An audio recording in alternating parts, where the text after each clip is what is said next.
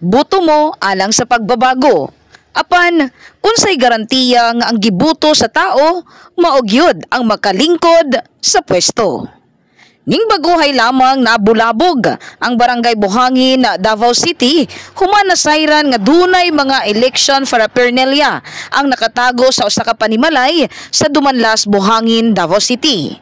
Sumala sa COMELEC, ang mga election paraphernalia mao ang Starlink Wi-Fi connection ug mga solar panels nga gamiton sa mga areas nga hinay ang signal sa pag-transmit og election result.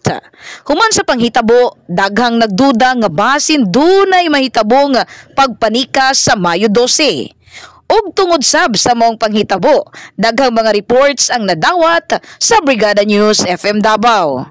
Usa na niini ang sumala pa ang mga gipangtaod nga Starlink Wi-Fi connection sa mga pipila ka mga munisipyo sa Davao del Norte. Brigada Investigative Series. Gipanubayan sa Brigada Investigative Series Team ang sumbong sa usa ka concerned citizen nga matud pa naghitak ang mga gipang-install nga Starlink Wi-Fi connection sa Santo Tomas, Davao del Norte.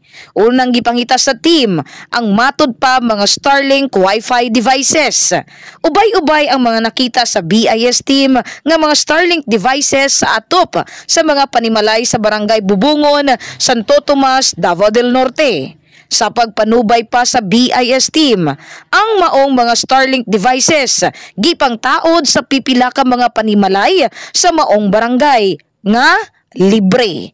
Ug usa sa mga residente nga natauran sa Starlink Wi-Fi device ang nagpa-interview diha kanamo. Ug mao kini ang iyang gibutyag. Isulod ayun di. Although wala may gipirmahan niya contract, pero business man ang ilahang plano. So wala ko kabalo kung wala di ko gipirmahan. Ang importante nga nag-grab na mga opportunity nga malibre po ilabi na sa akong mga anak nga estudyante. So par dili mi makamonitor ana og na income kay matud pa sa nag-install ani sila lay nasayod sa ilahang base kung dunay mo gamit o wala. Ang ilang ingon nga libre lang mo, di bali mo ragi gamit lang ang inyong atop para tauran. Pila ka bulan na mo nagsabot gikan karon? Although murag mga 2 months naman yata. Sulod sa 2 ka bulan wa pa jud sila nibalik. Wala pa po sila nag-recheck Sa dire. ato pa wala pa sila gibayad. Wala pa po. Mura siya piso wifi. Piso wifi.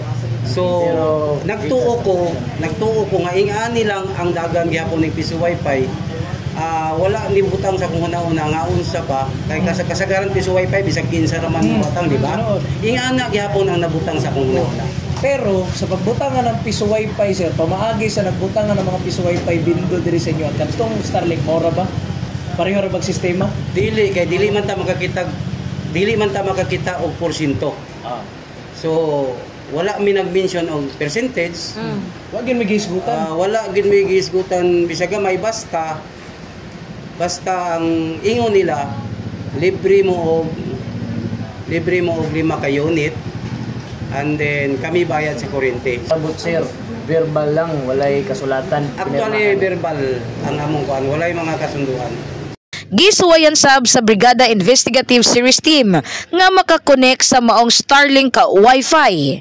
Sa pag-open sa Wi-Fi sa imong cellphone, makita dayon ang CBC Starlink. Ug kung mo-connect ka, dalahon ka sa option kung pila ka oras ang gusto nimong i-avail. Ang bayad via GCash.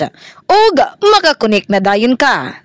Sa pagpadayon sa paglibot sa Barangay Bubungon, laing Starlink na sab ang among nakita.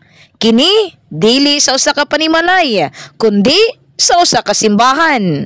Kung negosyo ang tumong sa tag-iya, nganong anaa kini sa simbahan nga sa usa ka semana lamang ginaablihan. Dali dayon mi konekta ang among devices tungod ang maong mga Wi-Fi devices usa lang di ay tanan ang IP address. Usa lamang ang pangalan. Apan mas natingala mi sa moang nadiskubrihan. Sa dihang giablihan ang dashboard sa payment option sa maong mga Wi-Fi o gisubay ang footer sa maong website kung aduna ba kining contact information, business name, ingon man address sa opisina. Aron nga unta daling makontak sa mga tagbalay nga ilahang gibilinan. Blanko kini ug ang nakabutang lamang pangalan sa mga tulonghaan sama sa Bubungan National High School, Balagunan Elementary School, o Maverder Farm Learning Center, Pag-asa Barangay Hall. O ang Starlink nga anaa sa usa ka simbahan, ang address nga nakabutang, Sampaw Elementary School. Usa kini katulungaan sa silingang munisipyo sa Kapalong, Davao del Norte. Pangutana, wala ba nabalaka ang tag-iya sa maong Starlink devices nga bugat biya ang presyo niini sa online? Anaa kini sa 28,000 pesos matag unit. Gipang bilin og wala na gipang balikan, gipang taod sa bisan asa lang. Apan, duol sa eskwelahan.